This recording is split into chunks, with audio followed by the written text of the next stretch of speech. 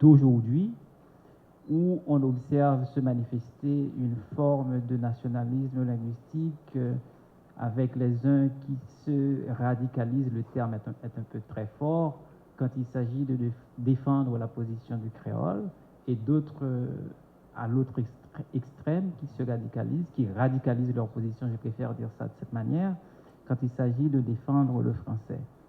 Et pourtant, français et créole sont indubitablement deux langues haïtiennes et les deux nous sont arrivés par la même occasion.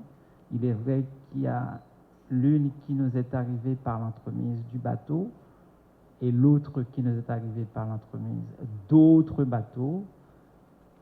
Il n'y a qu'une question de temps, mais les deux sont arrivés à peu près de la même manière. Alors, je vais vous parler de la contribution du français, de la contribution d'Haïti à la diffusion du français dans les institutions internationales. Et très rapidement, je crois que j'en ai que pour 30 minutes. J'ai un menu extrêmement chargé, mais rassurez-vous, je vais justement respecter le temps qui m'est imparti. C'est pour ça que vous permettez que je mette mon chronomètre en marche.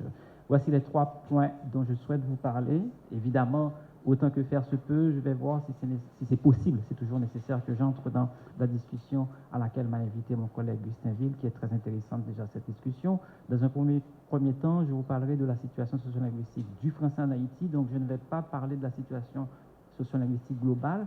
Dans un second temps, je vais vous parler du sujet qui nous réunit ce soir. Et dans un troisième temps, je vous parlerai de la contribution d'Haïti du fait francophone et à l'occasion, j'aurai peut-être le temps de définir ce que j'entends par le fait francophone. Mais ce troisième point est plutôt subsidiaire. S'il m'arrive de ne pas avoir le temps pour y entrer, ça ne sera pas très grave, étant entendu que je vais vous donner une référence à laquelle tout le monde pourra, si vous la consultez, trouver des réponses à des questions que vous aurez envie peut-être de me poser à la suite de la présentation. Haïti hérite de ces deux langues, en l'occurrence le français et le créole, qui sont des langues officielles, de son histoire qui est une histoire coloniale.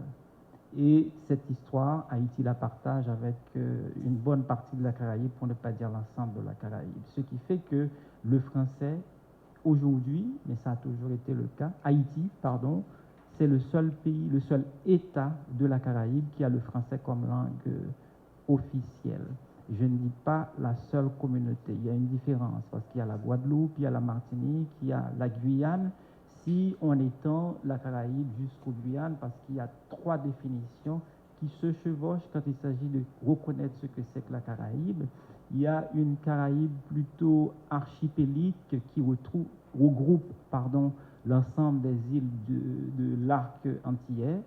Mais il y a une autre conception de la Caraïbe. Je ne vais pas m'appesantir sur la deuxième conception, mais il y a une troisième conception de la Caraïbe qui est plutôt la Caraïbe géopolitique, la Grande Caraïbe comme on dit, qui s'étend des côtes qui s'étend même du Mexique en traversant les côtes de la Floride jusqu'au Guyane, ce qui fait que la Colombie, le Venezuela, etc. peuvent se reconnaître à travers la Caraïbe.